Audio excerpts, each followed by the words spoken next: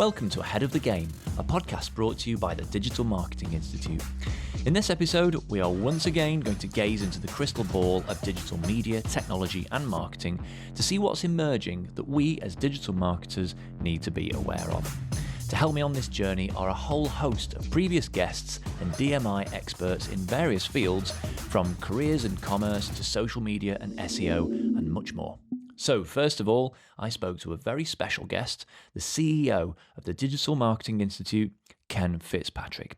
And I asked him what he could see on the horizon. I think if we look at the new areas that people need to watch out for, our digital marketers need to be aware of, the first one is going to be an interesting one to watch. It's the Metaverse, which is obviously Facebook or Meta's big bet for the future. And I think people should just watch with interest what happens there. But I think if I was going to focus on something to sort of get my arms around in that area, it would be how virtual experiences and physical experiences marry for companies, both in an offline and in an online world in terms of product demos or customer experience. I think that's, if you were to analyze a piece of the metaverse that you can kind of get your head around, it would be, how does my product or brand live in a virtual experience environment? So things like interactive content could be a very simple way of testing out the metaverse.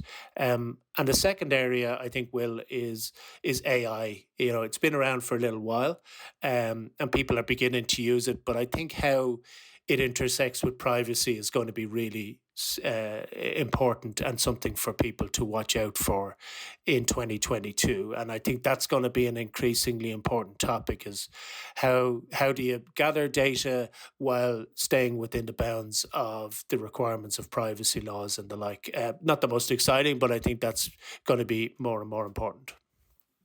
To look at things that will continue to be important this year that sort of started not last year, but over the recent while, I think the role of influencer marketing will become far, far more mainstream even than it is now.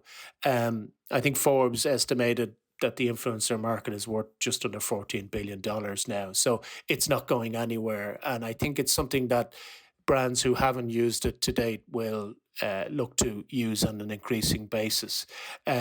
Particularly, again, how influencers intersect with video content, which is obviously still hugely important. So, and I think also as B2B as well as B2C, I think on the influencer side. So I think that will be much more of a regular part of people's marketing mix, as a percentage of the number of companies out there promoting themselves via digital marketing than maybe it has been in the past.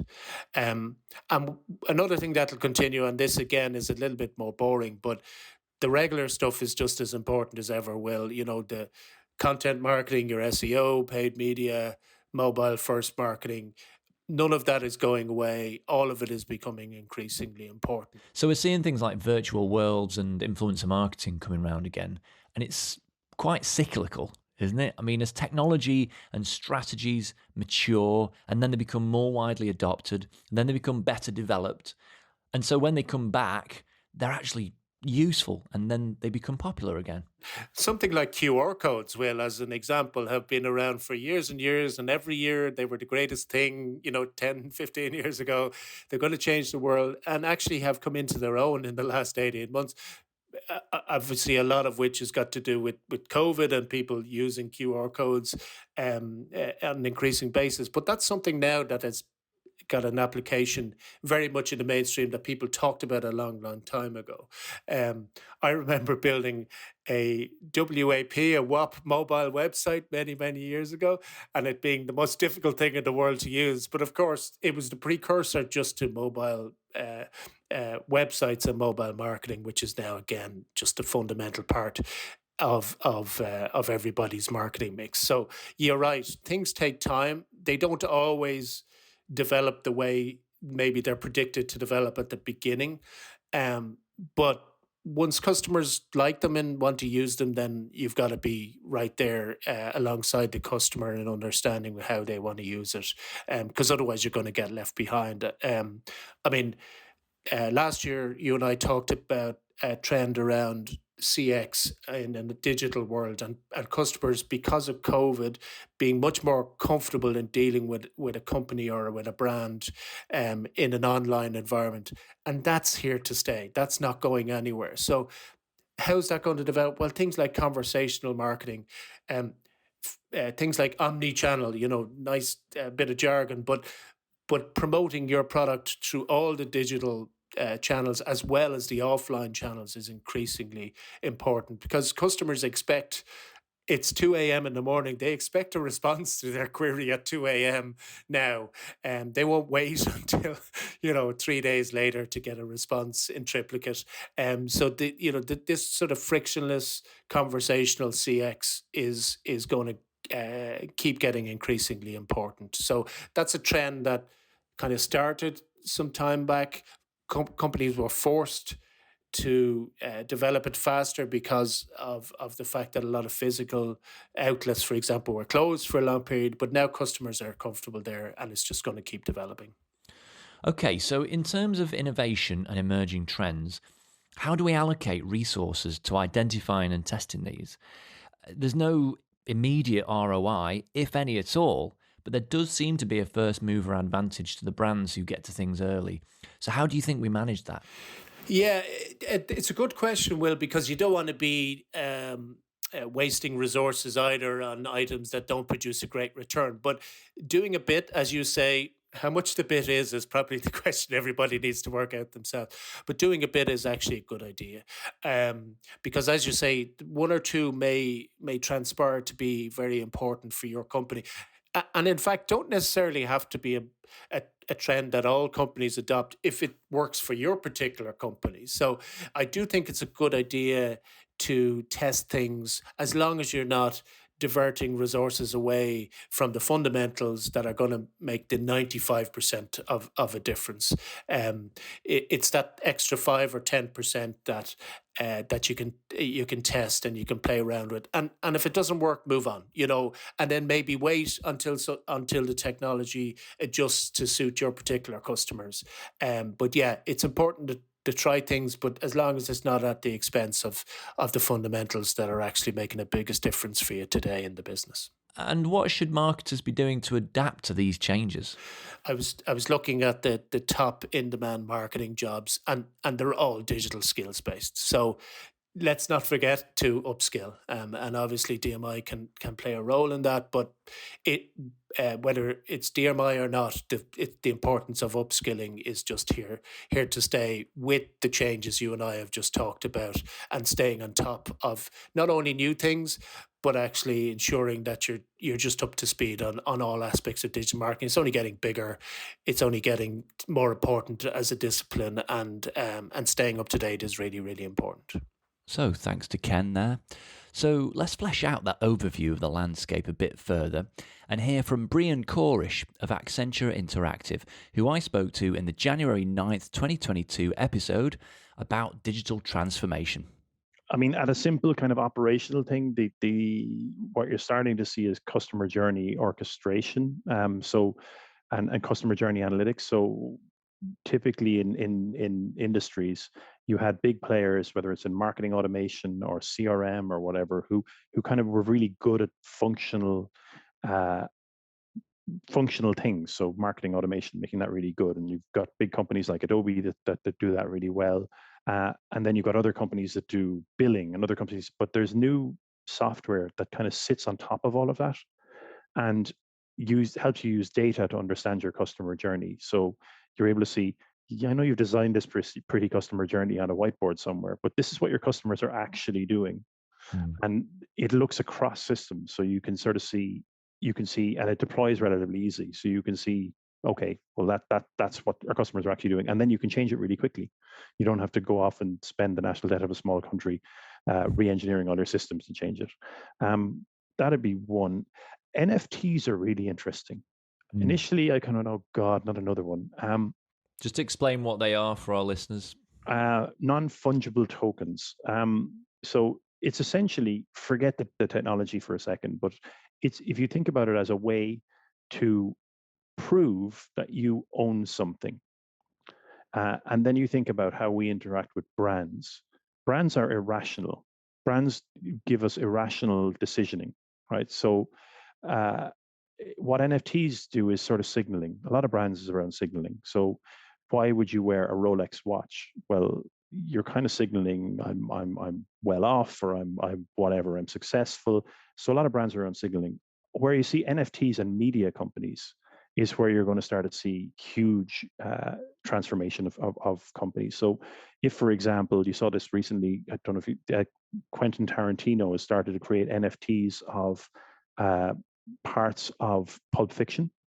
So you can say that specific shot with Samuel L. Jackson and John Travolta pointing the gun, that I own that. I own the original of that. Yes, there are lots of copies of it, but I own it. It's mine. And just to be clear, the ledger on which these ownerships are recorded is blockchain, and I think it's the Ethereum blockchain. And you're starting to see a use for it now, right? You're starting to see, I can own this. I have this one of one thing, and it's a digital asset, but it's very much like a lot of brand is around signaling, or a lot of brand is around, look at me, I'm successful, or look at me, I have this thing. And then you're starting to see NFTs, and then the metaverse starting to populate. You'll see luxury brands going in there and saying, actually, you can have this one of one outfit for your character. So you think NFTs and the metaverse is going to be quite a bit of integration there, because we'll need ownable assets and what have you in that space. That's exactly. I mean, assuming I think the metaverse is probably going to take more traction in business scenarios first. I think. But as we move toward that sort of increasingly virtual world, digital assets will have value. And I will openly admit I was pretty skeptical over blockchain. I think some of the valuations have been nuts and Bitcoin and for the past couple of years, and there's a lot of hype around it. But I think when that dies down, the idea of guaranteed ownership of a digital asset will become a thing. And I think it can transform particularly media industries, sports teams, those sort of things where you've got kind of I want a one of one, and that I think is if not 2022, definitely 2023 will become a thing. We might laugh at it now, and then we'll be like, oh, actually, yeah, I have this thing that I bought. Yeah, no, I can see that, and I can see actually why the metaverse or metaverses would be the perfect platforms for that. That does make sense to me, and I was quite excited as well on the weekend. I saw in the Apple rumor mill got quite excited about the fact that Apple might be bringing out some AR glasses of some sort. Yeah, I mean that's going to be really interesting, because if you look at like Google and Microsoft are two companies who are really great at kind of pushing the future of where things are going, but usually a bit ahead of the market, where the market is before the technology is ready. And I mean, if you remember Google Glass, and people used to be called, was it glass holes? Yeah, I remember. But when Apple do it, Apple kind of have a fast follower sort of thing. They wait back a bit. They wait for the technology to mature. When they launch, it'll be really interesting. They'll get it right. Yeah, I think they will. The other thing is mobility, the car. I mean, when Apple's move in there, I think you'll start to see Tesla's share price have a pretty radical change. But that'll be very interesting if Apple move into the Apple car, because the car increasingly will become something that you'll think about the amount of time you spend. That's how these brands monetize. They look at time spent in front of a platform. So the car as the next big platform for digital experiences. And interesting to hear Brian's take on the metaverse there, focusing on the need for a system of ownership in digital spaces. And this is where non-fungible tokens, or NFTs, could be essential.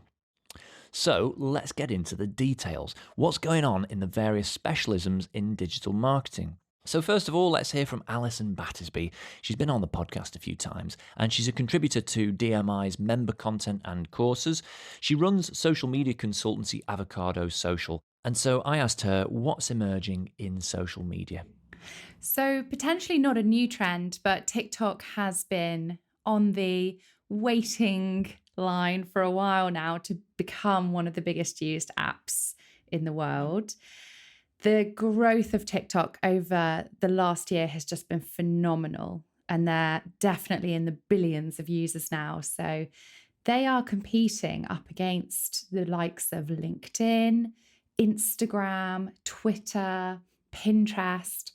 They're not quite as big as Facebook, but we know that Facebook are certainly worried about TikTok because so many of the TikTok features are beginning to filter into Facebook products.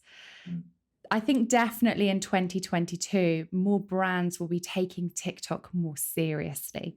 It's not just a passing trend or a fad to do a quick dance routine or have a go at a challenge. It's certainly become a really interesting way of reaching a young audience very quickly with minimal budget. Videos on TikTok are put into the algorithm in a very fair way compared to other platforms like Instagram. TikTok doesn't look at how many followers you already have or how long your account has been established for. It simply looks at the quality of your content. So if your video on TikTok is something that's engaging people, people are watching it through to the end, and if people are watching it over and over again, it can actually perform incredibly well. And that's how videos can go viral on the platform. So we've seen quite a few examples over the last year, and I'm sure we're set to see many more in 2022, of brands and usual customers who don't really have much of a following going viral. So they're suddenly seeing a huge amount of viewers on their videos. And then, of course, those videos are being picked up by the media and press as well. So one of the examples I love to share is the Mick Fleetwood skateboarding down the street, drinking some cranberry juice, which actually was a meme that was started by an influencer who maybe, only had tens of thousands of followers, but actually that video ended up gaining millions of views, and Mick Fleetwood himself actually parodied it and filmed his own version. What I've noticed certainly is so many brands have set up on TikTok in the last few months. So we're starting to see a lot of brands own their space, grab their username and claim their stake in TikTok, even if they're planning on using it or not, just so that they own that area. And we're seeing a lot of brands begin to experiment. And the brands that kind of, in my mind, are quite notable to take a look at are brands like Chipotle. They're doing a very good job on TikTok, using a lot of their employees to create the content. I love following brands like Disneyland, who are doing amazing tours and exclusive behind the scenes content that you wouldn't normally get to see. And then there's lots of tiny niche businesses, small businesses who are creating a lot of funny, comical, just fun content that's really laid back and doesn't take a lot of planning, which you can see they're just having a go at TikTok and seeing what success they can see out of the channel. So do you think brands are kind of less scared of TikTok, but also taking it more seriously as a channel? Yes, definitely. I think for a while, TikTok was sort of met with an eye roll and, oh, isn't that just for the kids? Whereas now that we see a lot of influencers like Gordon Ramsay, we also see, older celebrities, even Rod Stewart is on TikTok and doing very well on TikTok. It's suddenly being respected as a platform.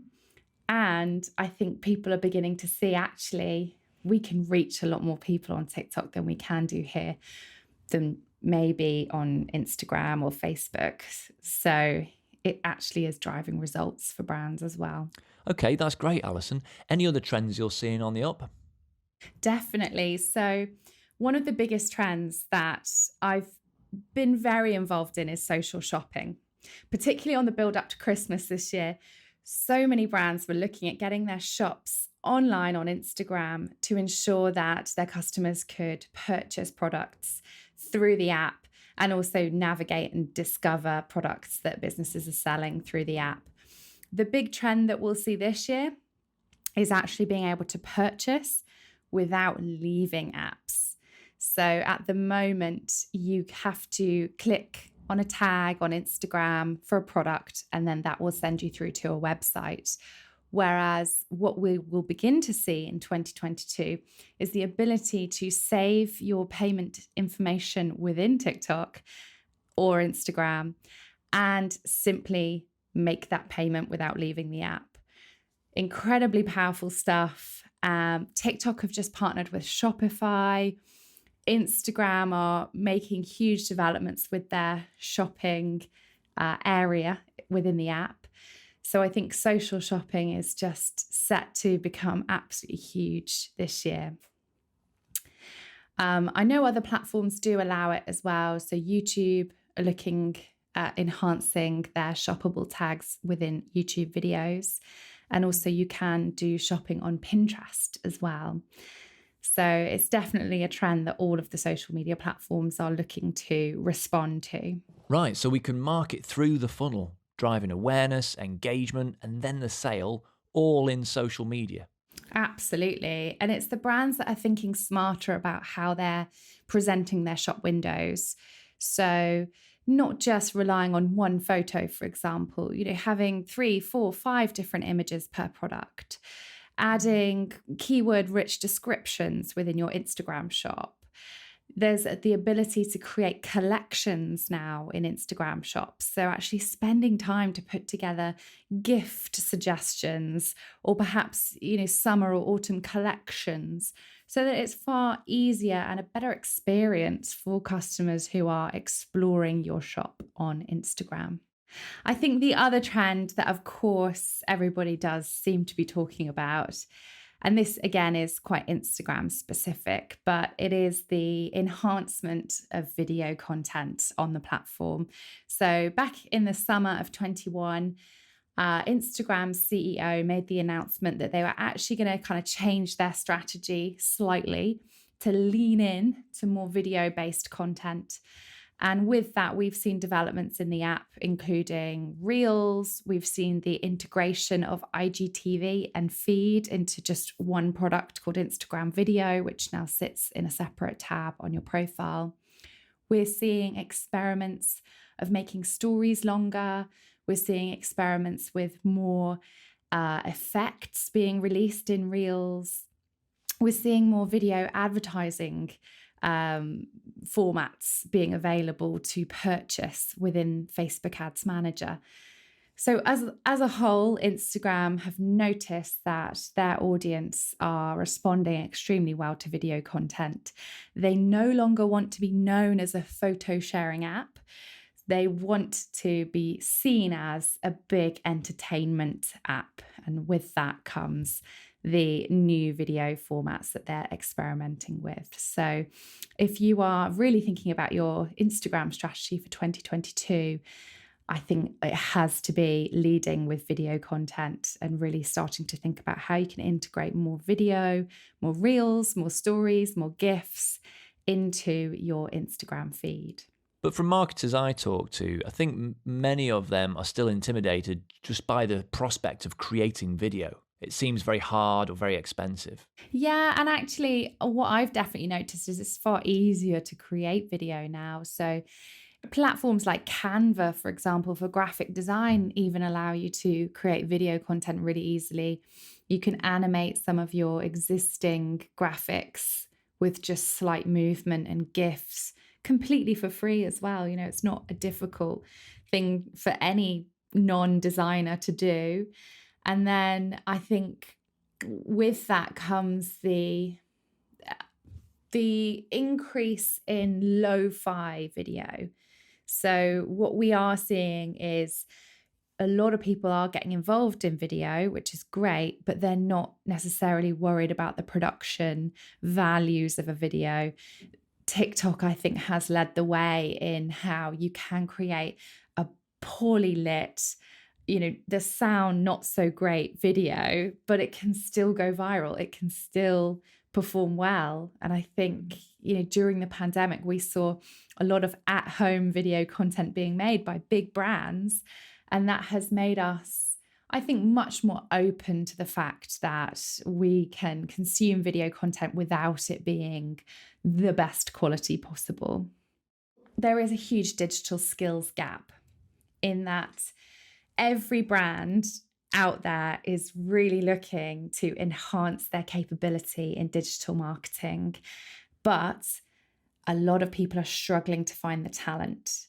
So one of the things that is very much on the agenda for businesses this year is to upskill their staff. And also many employees out there or professional individuals are looking to enhance their own knowledge around particularly things like social media ROI, social media advertising, and content creation. Those are kind of the three areas, I think, where a lot of people feel they need to upskill. And that's where the demand is in digital marketing as well. Thanks, Alison. I suppose it comes down to changing demands on our skills as marketers. It's just always on us to be learning and developing. So consider how TikTok could be part of your strategy if you haven't already. Focus on video content to serve your audience and get upskilled through certified training.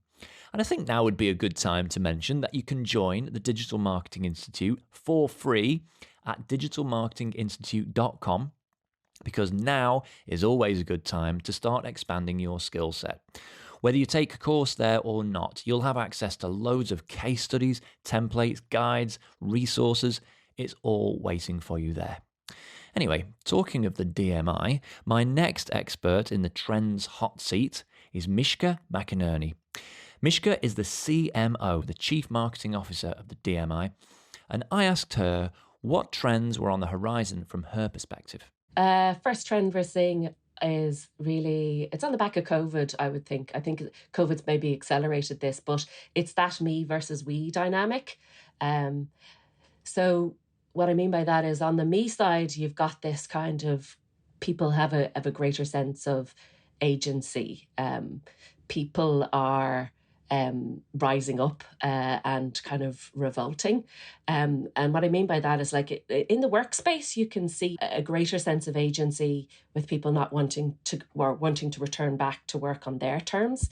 We also saw there's 61 million sideline businesses set up last year in the US. So people are setting up these kind of small little mixers on the side where they're earning money on the side. So there's a bit of a less reliance on the corporate America or the corporate. So people have their own sources of income. So they're creating their own sense of agency. And then you have this kind of juxtaposition of like this we dynamic where you have, we're not safe to we're all safe on COVID. And you have people wearing masks as part of that and kind of the collective well-being. And I think that's really interesting to see how that plays out. And, how do brands interact with that kind of psyche? You can see the emergence of supporting companies that help people with that greater sense of agency and kind of not that kind of traditional 9-to-5 job. You can see more of a gig economy, the digital nomads, but you can see businesses sprouting up to support that. So you can, obviously you've got Patreon, you've got Substack, you also have you've got Lily, which is a bank that supports freelancers. They assess their credit risk not in the traditional way that banks do. So they look at their income, they average it out, and it's a different credit risk model. So you can see businesses sprouting up a little bit more to support that kind of that me culture, that greater sense of agency. And then I suppose on the we side of things, you can see like Netflix have you can watch shows at the same time on Netflix, so you can have and then I know Apple Music, can't remember the name of but you can listen to music at the same time. So technically you could have a house party with your mates, all listening to the same music, all tuning into the same, all over Zoom at the same time, or so there's interesting things emerging from that, and you can see that kind of tension between that kind of me versus we. Yeah, so what about the relationship between brands and consumers? Years ago, you had the brand could say whatever they wanted and people believed them because they couldn't verify what they were saying. And then you had social media where you could verify because people could, get information from, reviews or ask peers. So you had this kind of leveling of the power dynamic between brands.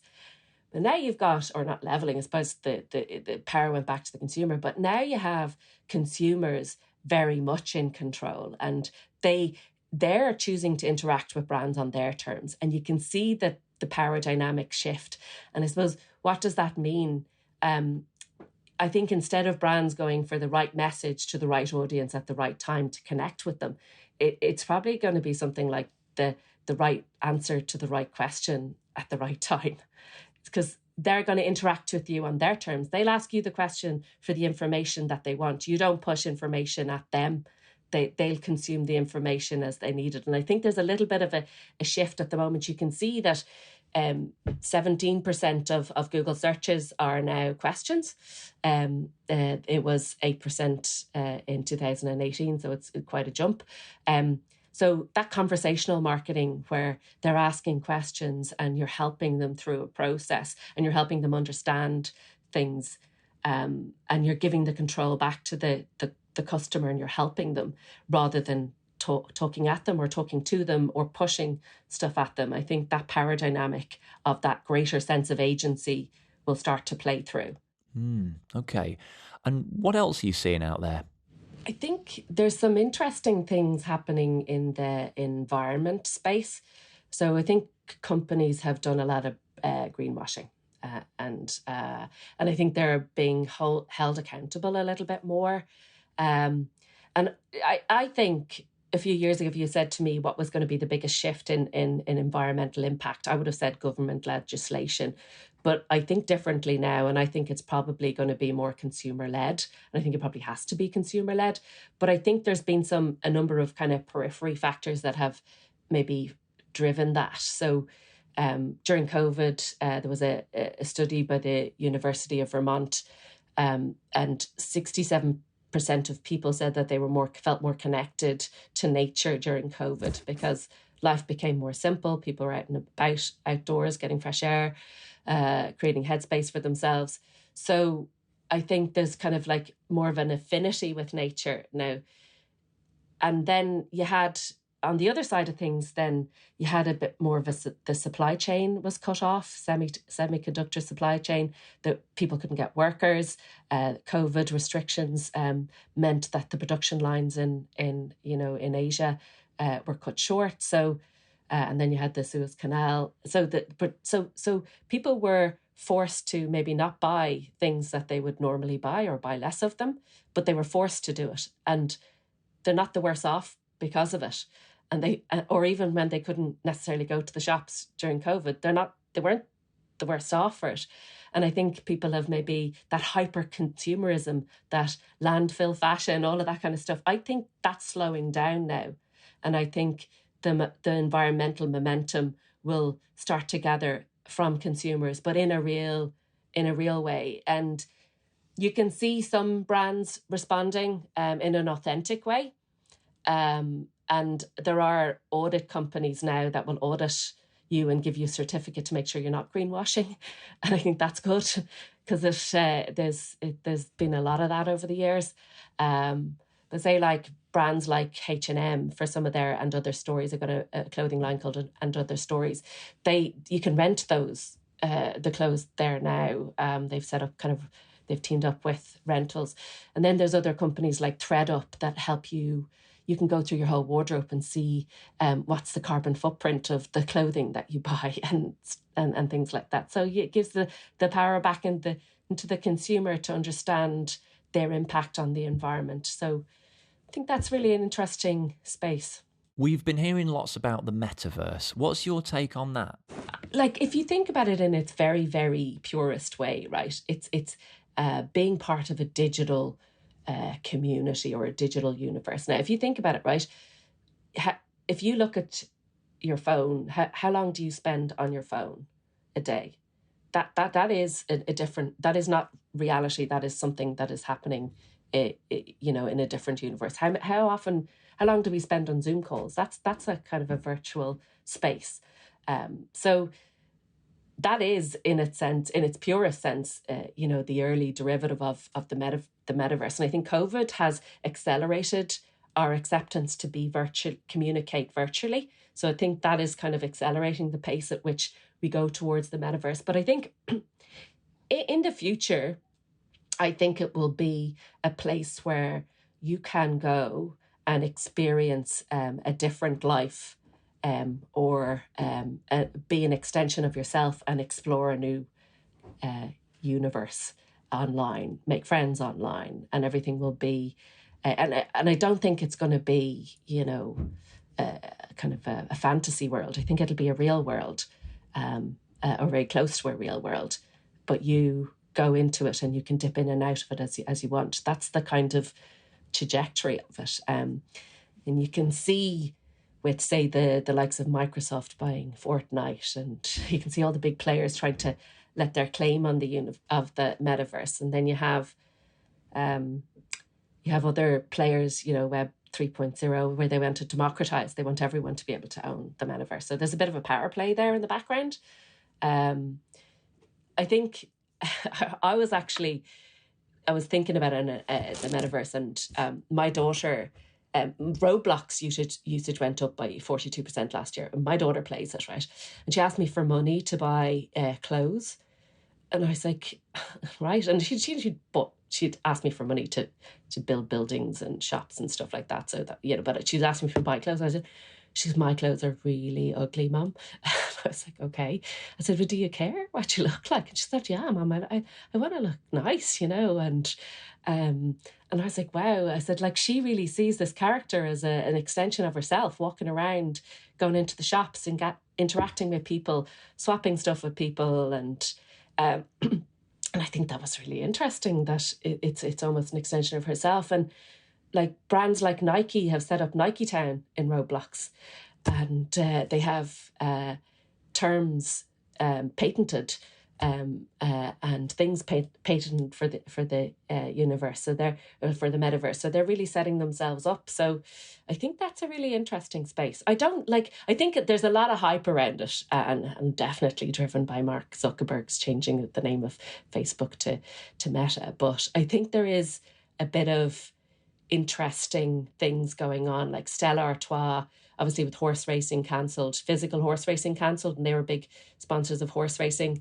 Was cancelled in the physical world, but they actually sponsored a virtual horse racing competition where you could train horses and exchange horses using NFTs. That's kind of cool. There's a lot of brands that's more experimental. It's not like your Burberry's doing your fashion line on, and that's a bit obvious. There's some interesting interactive stuff happening in that space from a brand perspective. Thanks to Mischa there. It's interesting to think about how our relationship with companies has changed, is changing, and how that might manifest in our parallel digital lives. Well, let's look at e-commerce now. What's going to happen there?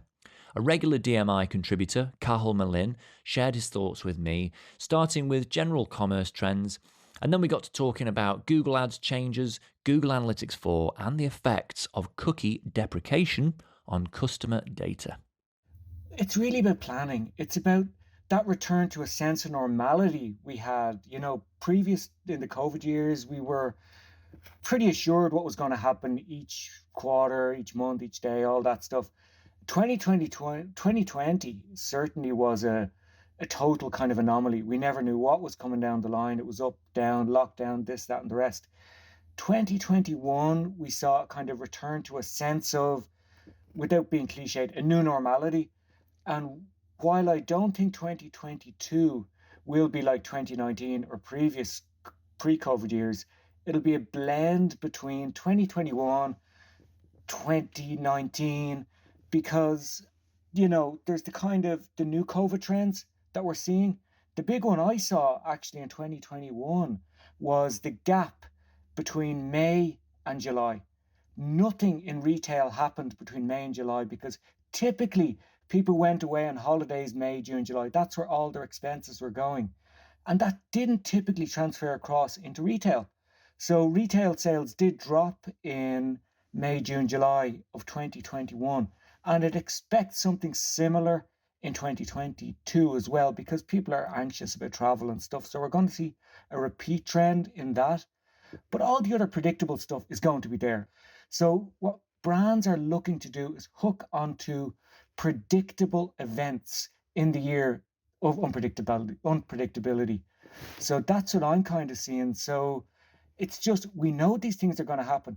Cyber Monday and Black Friday were cracking days last year. They were really, really good. Singles Day, always really good within the Eastern markets. But if it's starting to emerge as a purchase holiday in the Western markets, then that's something to kind of, plan for. It's all about planning the known knowns, the known unknowns, and the unknown unknowns. We know things are going to happen.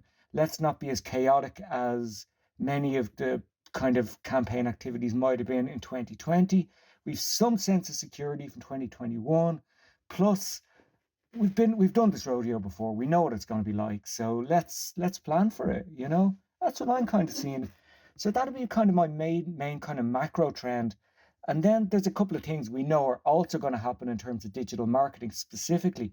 So outside of that kind of wider marketing sphere, we know that Google is going to sunset or at least stop running expanded text ads in July. So we need to start planning for our responsive text ads from now, because we need to get their search history up and all of that and get them in the system, because once July comes, those text ad types, which were the default in Google ads, will be gone. So we need to kind of bake in these new ad formats. Well, they're not new, but they've been around a while, but they will become the default. They're called responsive search ads. We need to get them into our campaigns now, because once July comes, the old formats are gone. That would be one specifically from digital marketing. The other thing is Google Analytics 4, which you've been talking about a lot. Get it onto your website, get it recording data, get it understanding the movements of your site while cookies are still around, because cookies are going to go. And that's another thing that we should kind of plan for as well, is the kind of the sunsetting of cookies. And people are panicking, and people are thinking to themselves, how on earth am I going to do this? How am I going to work without cookies? But we've had the answer all along. We've had the answer all along in relation to cookies. So for me, I don't know if you've thought about it, Will, but like for me, the answer to it all has been email addresses, because it is the ultimate first party data. When you have permission to use someone's email address in an advertising campaign or in a marketing activity under GDPR, you can just upload that into Google, into Facebook, into Twitter, into LinkedIn, into all of the different ad platforms. And you can effectively use that as a de facto cookie and then create lookalike audiences. So people who look like your customers. You have your customer list from your CRM, everyone who's bought from you, upload it to the platform. Now you have people who look like the same characteristics as those who've bought from you. It is a de facto way of replacing cookies with my most favorite form of online marketing, which is email, the oldest, most purest form of digital communications. Email hasn't changed. It's still sending an email, whereas social media, search, all these platforms have developed and changed. Email is still email. It is the purest form of internet identification. And when we have permission to use email addresses in our marketing activity, that becomes the way to just kind of circumvent this cookie thing. So use your email addresses. It is, and it's been there all along. And I think that's the thing that people might have missed in the, cookies are gone. What piece of technology is going to replace cookies, rather than what have we got already that's going to replace cookies? And I think a lot of that is like a lot of the kind of privacy issues we're going to see over the next couple of years will be changes in the more advanced kind of user monitoring technology. But let's kind of go back to basics. You don't need to monitor anyone who inputs a keyword into Google. You just need to know what they're typing into Google. You need to use your own intuition to go, this is what my customers type. So search isn't going to be affected by cookies. Retargeting will, but as I said, we can use first-party data, i.e. email addresses. So building email lists will become more and more important. Thanks to Cathal there for that. Now back to the DMI. Orla Stack is the Digital Marketing Institute's HR director, so she's got a pretty good view on the job marketplace out there in digital marketing in general.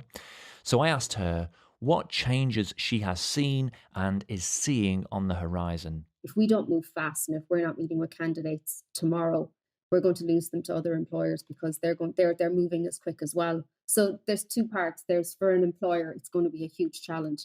I read yesterday that in the UK, they're forecasting that they're saying that up to 60% of workers across the UK are considering changing their career in 2022.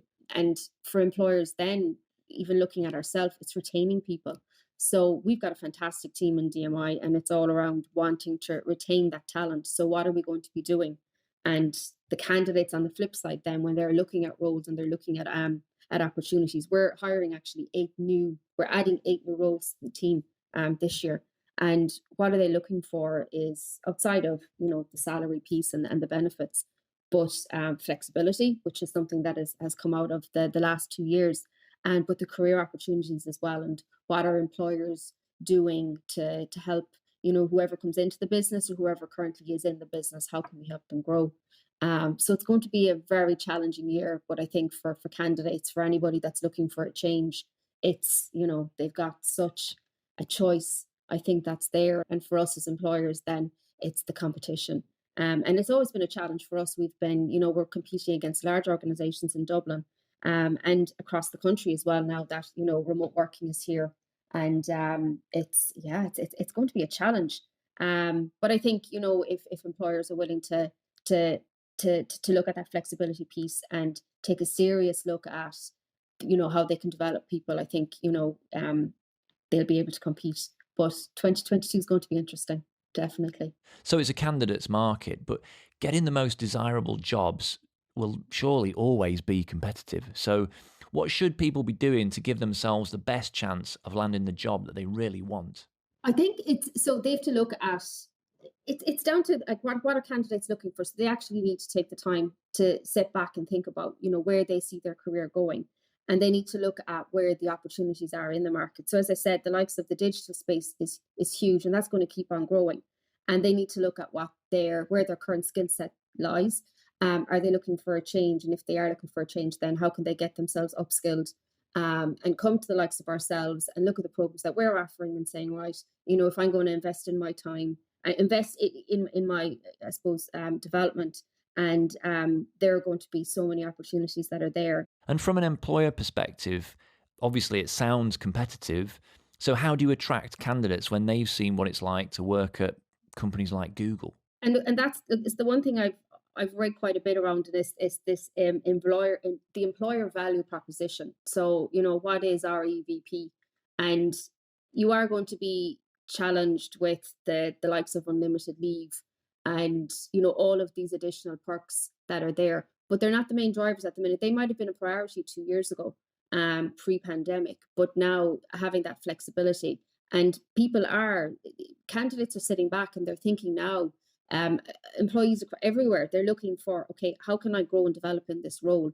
And they are looking for where those opportunities are. So companies need to be open. They need to be flexible. The likes of the unlimited leave, that's kind of dropped down the pecking order now, and companies need to be able to paint that picture of, here's your career pathway when you join the Digital Marketing Institute, and this is what it's going to look like for the next 2 years. And it allows a candidate to see the role that the company is going to play in their development, but also what they need to do. So it's kind of, you bring your stuff to the table and we'll bring ours, and we'll go on this journey together. And that openness and that honesty is going to be hugely important. And look, the world remote working has changed the way we look as our, I suppose, how candidates and how employees are viewing the market and how employers view it as well. And it's painting that picture of what is it like to work in a remote environment and what's available to an employee and the supports that are there if you have a hybrid environment, what that looks like. And look, it's been a concern for companies and even for ourselves as well, is, we would have had a very people-driven culture pre-pandemic. And it was one of my big concerns, being responsible for the people function. What is the impact of us actually physically not seeing each other and missing those water cooler chats where you might solve a problem in 5 minutes? And it's missing those. And how do we replicate that in a remote world? And to be fair, I think we've done a good job as a business over the last 2 years working on that, but we've been open and honest with the team. We've taken feedback. We've taken feedback from candidates that we've interviewed. We've taken feedback from candidates that have been onboarded as well to continuously improve as well. So it's keeping that open conversation is hugely important. And that's advice I'd give any employer or any potential candidate, is candidates need to be asking those questions and employers need to be painting that picture of what what it is like to work with this company, and how often are you going to actually meet your team, and being comfortable working in Zoom. And look, it's definitely changed the way we've worked. Now, when job seeking, what tips would you have for candidates? There's a huge importance in LinkedIn. We use LinkedIn as our main channel for all of our recruitment. And the more information that somebody puts on their LinkedIn profile, it's of huge benefit. As I said, we've a couple of open roles at the minute, and we do genuinely go through every application. One piece of advice I would give candidates would be, make sure you're reading the job description. One thing we have found is we'd ask for cover letters, and 90% of the time we don't get a cover letter with the application, and we put it clearly there in the job spec. So it's important to actually read the job that you're applying for, and making sure that you're answering all the questions that the employer is looking for. But the profile, and having your profile up to date and putting in as much information as possible. And we'll always respond back to candidates just with a notification to say we've received their CV, and give them feedback afterwards. So again, all the information is important. CVs are hugely important, and in the membership in our platform, there is access to building out your profile, building out your CV. So it's important that people use that and having that information right, and making it relevant. Actually, it's an interesting thing, and I've noticed people do it a bit more now, is making their CV relevant to the role they're applying for. So if somebody's applying for, let's just say, a HR role, they don't necessarily need to put in that they spent 5 years working in events or whatnot. They make it relevant to the role. But again, it brings it back to, if we're requesting a cover letter with your CV, we're asking for a reason. So I advise people to include that. You can get so much in a cover letter that gives a real snapshot, or that elevator pitch of what your experience is, and the CV then backs that up. Thanks, Orla. That's great. Now, let's talk to Brendan Almack. He is the managing director of Wolfgang Digital. They're a Dublin-based digital marketing agency. And I was interested to see, just from his point of view, working on client campaigns and that kind of thing, what he's seeing emerge in the digital space. There's 3 big things on my radar for 2022, and hopefully they're on the radar for lots of digital marketers as well. The first one, probably no great surprise, it's around privacy, but a little bit different to how a lot of people are talking about privacy. I think we'll move from flapping our lips about it to actually doing something about it, hopefully in 2022. Deloitte had a great piece of research last year which showed that 61% of high growth brands were planning on investing in first party data. But then interestingly, there was another piece of research from DMIPRO, the conference in Germany, that showed that 60% of brands don't have a solution figured out yet. So it feels like this year we need to move from talking about it to doing something about it.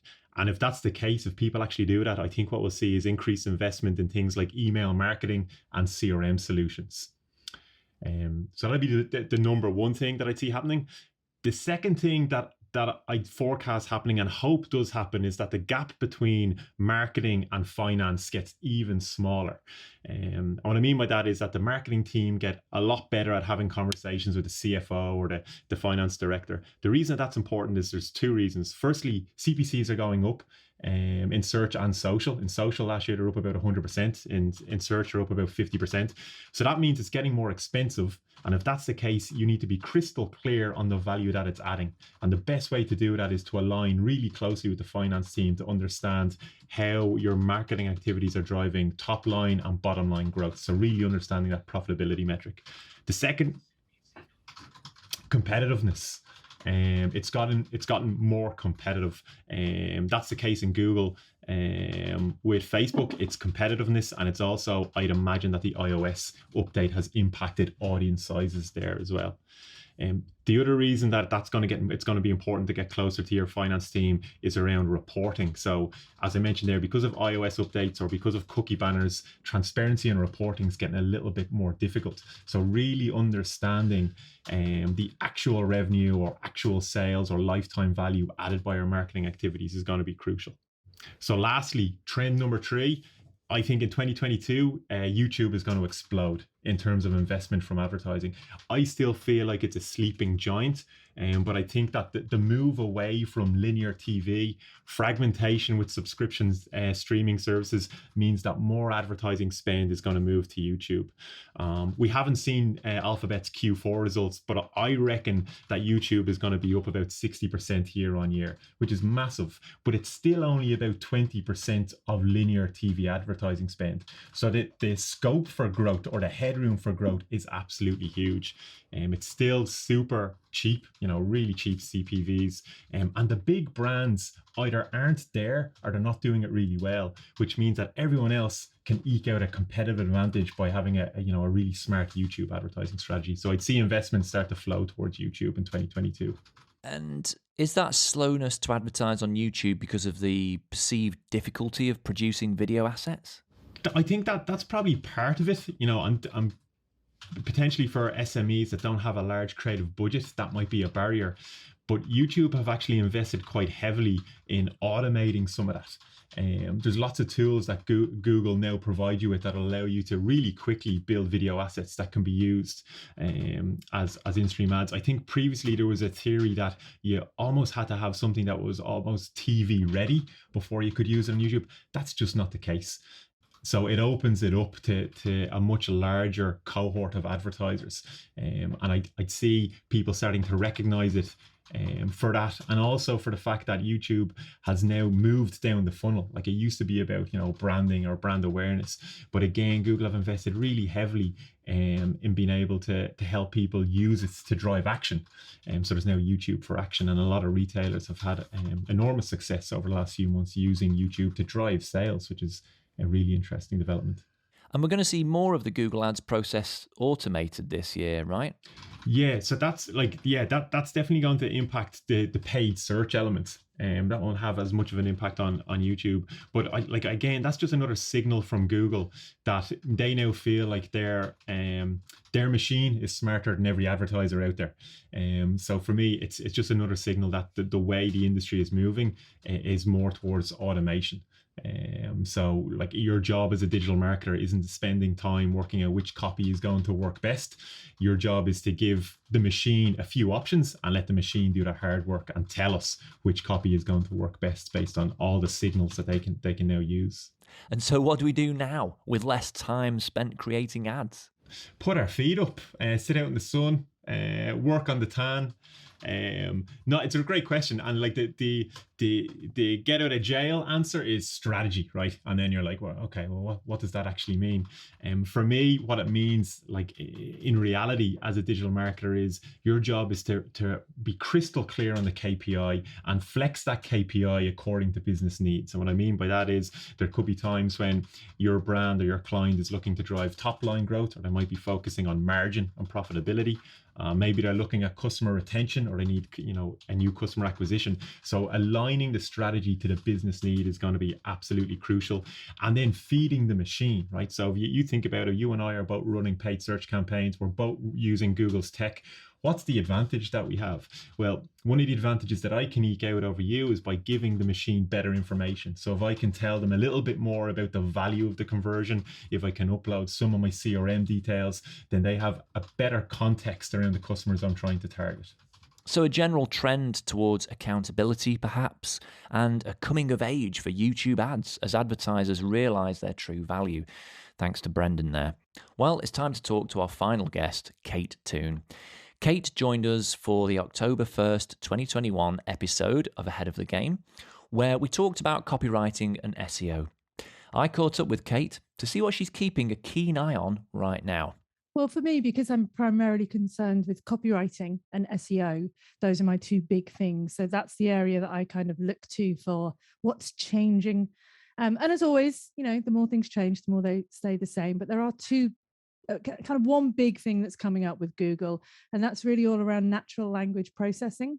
So we had an algorithm update a year or so ago called BERT, which was all about understanding how, like what we type into Google, not just what we're looking for, but why we're looking for it. So really understanding the context of the words. I think I talked about this on the previous podcast, but, understanding the meaning of what we're saying much better than we used to. And now there's a new algorithm update called Google Mum. They come up with these strange, MUM stands for multitask unified model. But again, it's about looking for patterns in language, regardless of what that language is. So being able to understand language at structural level helps Google get a more sophisticated understanding of why we're searching for what we're searching for, ultimately to give us better results and serve us more ads. So yeah, really just, this dominance of AI and its ability to understand language in a way that it's never been able to before has a big impact on how we write copy, what we look for in terms of keyword research, and also the possibilities for automation of copy, which I know terrifies a lot of copywriters. That sophistication of the copy that AI can produce is getting better and better and better, which is a little bit scary. And we're seeing AI-driven copywriting tools like Jasper, that used to be called Jarvis, grow in popularity now. So will copywriters be leaning on automation more? I think a couple of things. I think SEO types are going to use automation to generate, kind of boring copy elements at bulk level, title tags, meta descriptions, alt tags, that kind of thing. And I think, obviously the dream is that we can get robots to write our copy for us. And I think for many businesses, it's a more affordable option. And even for copywriters, it helps you get over the blank page. Often the messaging isn't quite right, the order isn't quite right, the tone isn't quite right, that it can be helpful, especially with blog posts, to just generate some rough content to get you started. So yeah, I don't think copywriters have anything to be scared of yet, because I don't think AI is particularly good at getting wit and slang and idiom and rhythm and tone just yet. But yeah, I think that's going to be a change, to move towards more automation, just to save time and save money. Yeah, and aside from content-led SEO, what other shifts are you seeing in search? Yeah, I think we're losing so much real estate on Google. There are more and more ads. Google's giving over more and more of the search engine results pages to its own products. Search for a hotel, you get Google's accommodation engine now. So I think it's getting harder and harder to rank organic content. So we're moving towards more branded search. From a tech point of view, I think obviously the core Web Vitals update last year was huge. Usability is still something Google's pushing for, not just in terms of speed, but in terms of how your page loads. There's talk, which I think is great, that accessibility is going to become part of the algorithm. So things such as, making your page screen reader friendly, good contrast, font adjustability, image descriptions, and that we may see not necessarily people being deranked for not being accessible, but accessible sites being rewarded. So the push for usability, I think, is still big. And then, I think other than that, image search is becoming a bit more of a thing for Google. Google Discover is changing the way that we use Google, and sites that have really good imagery on them are starting to rank better. Google's getting better at understanding image content. So it's the same things that we talk about each year, but they're just getting more and more sophisticated as each year passes, as Google gets better and better. Okay, so what should our listeners be trying in their own marketing amidst all this change? I think most people haven't looked at core Web Vitals. They haven't got into their Google Search Console and checked out how they're performing on Core Web Vitals. So that would be number one. I know it's not sexy. The other thing I think as a content creator and a marketeer is really moving towards answer-based content. So Google's becoming less of a search engine, more of an answer engine. It's harder and harder to rank in the organic space for just blank keywords, but it's still relatively easy to get a lot of real estate for question and answer based content. So really understanding your audience, their pain points, answering their individual questions, and so many different ways to phrase a question. Maybe one other thing, sorry, I've given you three now, implementing FAQ schema on your sites. So FAQ schema, it's really easy to do. And then you have the opportunity to come up in the people also ask element on the search engine results pages as well. So yeah, core Web Vitals, question-based content, and FAQ schema would be three things I would look at. So, a fascinating glimpse at how the digital landscape is changing from a range of perspectives there. I think what I took away from that is fundamentally digital is becoming more immersive as we clearly have a parallel digital life, the importance and the meaning of which is growing as the technology improves and draws us in. What place brands and marketing has there is yet to be determined, but anyone with a digital remit is duty bound to take notice and spend some time looking for opportunities there. In social, video is driving increasing immersion, and the brands who can't produce that may get left behind. But as we heard, there are a growing number of tools that make video production very accessible. Aside from innovation, we heard repeatedly that the basics, the nuts and bolts of customer experience need to be good. Neither our customers nor Google and other platforms are making much room for poor online brand experiences in the future. So it's about good planning and processes internally and customer centricity as we put our brand out there. We heard about automation and AI, and perhaps the extra time that we might gain through those new efficiencies can help us deliver on all of the above. Finally, in terms of our work life in digital marketing, it's a fantastic time to start or pivot into a digital marketing career. Opportunities abound, but to get the job you really want, you'll need to present yourself well online, and a big part of this can be done through certified training to show that you have the skills and the desire to excel in your work. So it goes without saying that you can gain globally recognized certification by taking one of the Digital Marketing Institute's courses. And for absolutely free, you can, of course, sign up to digitalmarketinginstitute.com to access a plethora of essential digital marketing resources. Well, that's it for this year's Trends episode. Lots of insights and tips for you to try and to focus on during the year. If you're new to our podcast, catch up with over 40 episodes covering all areas of digital marketing. And if you do like it, please leave us a review. Thanks for listening, and until next time, goodbye.